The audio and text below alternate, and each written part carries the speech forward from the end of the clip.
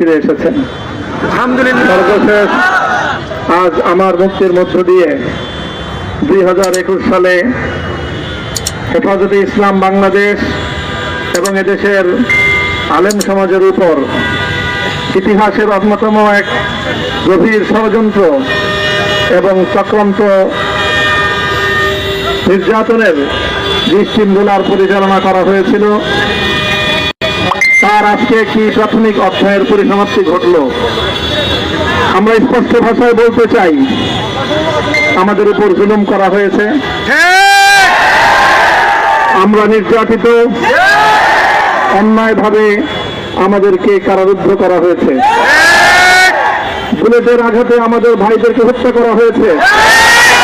আমরা যখন আমাদের সন্তানদের লাশ এবং তাদের রক্তমাখা বুলেট বিদ্ধ সেই মরদেহকে সামনে রেখে আমরা যখন আমাদের ন্যূনতম প্রতিবাদটুকু উচ্চারণ করতে গিয়েছি, তখন আমাদেরকে কারারুদ্ধ করা হয়েছে, আমাদেরকে নানাভাবে নিষ্পেষণ করা হয়েছে, আমাদেরকে জনগণ থেকে বিচ্ছিন্ন করার সব ধরনের অপচেষ্টা চালানো হয়েছে। আমি আজ এই মুহূর্তে আমার এই মুক্তি উপলক্ষে আমি বলতে চাই, আমাদের উপর জুলুম করা হয়েছে, এটাকে আমরা সহ্য করে নিলাম। আমাদের ভাইদেরকে হত্যা করা হয়েছে, সেটাও সহ্য করে নিলাম। আমরা আমার সন্তানের লাশ কাঁধে তুলে নিয়েছি, সেটাকেও আমি হাসি মুখে বরণ করে নিলাম। আমাদেরকে অপমান এবং লাঞ্ছনার সব ধরনের ষড়যন্ত্রের সম্মুখীন হতে হয়েছে, সেটাও আমরা হাসি মুখে বরণ করে নিয়েছি। কিন্তু আল্লাহর জমিনে আল্লাহ এবং তার রাসূলের কোন সম্মান এক মুহূর্তের জন্য আমরা বরদাস্ত করে নেব না। আমরা আমাদের সর্বোচ্চ ত্যাগ এবং কোরবানি স্বীকার করতে প্রস্তুত রয়েছি, জীবন দিতে প্রস্তুত রয়েছি। আল্লাহর জমিনে আল্লাহর দ্বীনের ঝান্ডা সমুন্নত করেই আমাদের যাত্রা থামবে ইনশাআল্লাহ। হয়তো শাহাদাত, নয়তো খেলাফত ইনশাআল্লাহ। আল্লাহর জমিনে খেলাফত প্রতিষ্ঠার যে আওয়াজ পৃথিবীর দিকে থেকে উচ্চারিত হচ্ছে, সে আওয়াজ বাংলার জমিনে খেলাফতের এই আন্দোলনকে চূড়ান্ত গন্তব্যে পৌঁছাবে ইনশাআল্লাহ।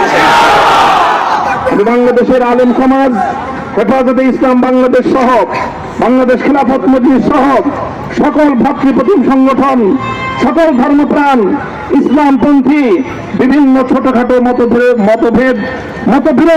মত পার্থক্যের ঊর্ধ্বে উঠে যারা এলায়ে কালিমাতুল্লাহর এই এক বাণীতে বিশ্বাসী, আল্লাহর জমিনে আল্লাহর দ্বীন কায়েম করতে চাই, আমাদের তাআলা ইলা কালিমাতিন সাওয়াইন বাইনানা ওয়া বাইনাকুম এই এক মন্ত্রে উজ্জীবিত হয়ে আল্লাহর দ্বীনের ঝান্ডা সমুন্নত করবার এই আন্দোলন এবং সংগ্রামে আমি নিজেকে উৎসর্গ করার ঘোষণা করছি। এবং আমার সকল ভাইদেরকে, আমি সকল উলামায়ে কেরামকে এবং ধর্মপ্রাণ মুসলমানদেরকে, ইসলামী নেতৃত্বকে ঐক্যবদ্ধভাবে এই সংগ্রামের ঝান্ডা সমুন্নত করবার, ধারণ করবার আহ্বান জানাচ্ছি। এবং আপনাদের সকলকে আবার শুকরিয়া জ্ঞাপন করছি যে আজকে আপনারা এভাবে আমাকে উৎসাহিত করেছেন, উজ্জীবিত করেছেন। আল্লাহ পাক আপনাদের সকলকে উত্তম বিনিময় দান করেন। প্রিয় ভাইয়েরা,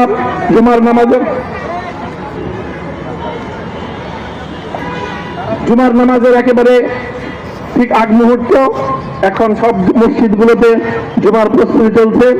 আমরা এখন এখানে খুব সংক্ষিপ্ত দোয়ার মাধ্যমে আমাদের আজকের এই প্রোগ্রামের সমাপ্তি ঘোষণা করব।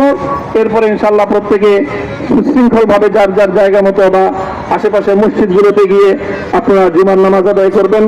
আমি আবারও বলছি, আমি আমার আলোচনার শুরুতে কোরআনে পাকের সেই আয়াতটুকু তেলাওয়াত করেছিলাম, হযরত ইউসুফ আলাইহিস সালাতু ওয়াস সালাম কারামুক্তি এবং প্রকৃত যারা অন্যায়কারী ছিল সেই অন্যায়কারীদের স্বরূপ ওনার সামনে উন্মোচিত হয়ে যাওয়ার পর, জাতির সামনে তাদের স্বরূপ উন্মোচিত হয়ে যাওয়ার পর তিনি যে কথা বলেছিলেন, আমিও নবী ইউসুফ আলাইহিস সালাতু ওয়াস সালামের অনুসারী হিসাবে তার সুরে সুর মিলিয়ে, কণ্ঠে কণ্ঠ মিলিয়ে কথাই বলতে চাই, লা তাসরিবা আলাইকুমুল ইয়াউম, ব্যক্তিগত আক্রোশের প্রতিশোধ আমরা কারো কাছ থেকে গ্রহণ করব না।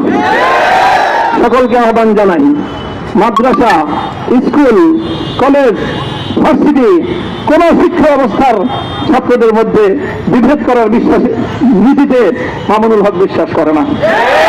আসো, স্কুলের ছাত্র আসো, আমার মাদ্রাসার ছাত্র পাশে দাঁড়াও, কলেজ থেকে আসো, ভার্সিটি থেকে আসো, তোমরা হাতে হাত মিলো, ইনশাআল্লাহ দেশের স্বাধীনতা অক্ষুণ্ণ থাকবে। এদেশের ইসলাম এবং হাজার বছরের যে সাধনা সংগ্রাম, সেই সংগ্রাম বিজয়ী হবে ইনশাআল্লাহ। এই জনপদ ইসলাম এবং মুসলমানদের জন্য হাজার বছর ধরে এখানে কালেমার ঝান্ডা সমুন্নত করবার জন্য আমাদের পূর্বপুরুষরা যে সংগ্রাম করে গেছেন, সেই সংগ্রামকেই আমাদের কাঙ্ক্ষিত গন্তব্যে পৌঁছানোর জন্যই আমরণ এক সাধনায় আত্মনিয়োগ করতে হবে। সেই আহ্বান আমি সকলের প্রতি ব্যক্ত করছি। ওয়া আখিরু দাওয়ানা আলহামদুলিল্লাহি রাব্বিল আলামিন।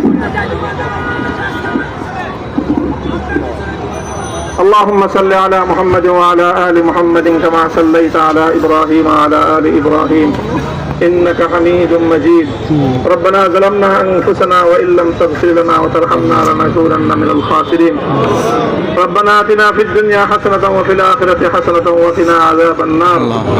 اللهم أحسن عاقبتنا في الأمور كلها وأجرنا من خزي الدنيا وعذاب الآخرة. اللهم آمين. يا الله إخلاصের সাথে শুধুমাত্র আপনার সন্তুষ্টির উদ্দেশ্যে আপনার দ্বীনের ঝান্ডা সমুন্নত করবার জন্য আল্লাহ আমাদের বুকে আপনি সাহস দিন, আল্লাহ সাহস দিন, হিম্মত দান করুন। আল্লাহ আপনার নুসরতকে, আপনার সাহায্যকে আমাদের সামিলে হাল করে দিন।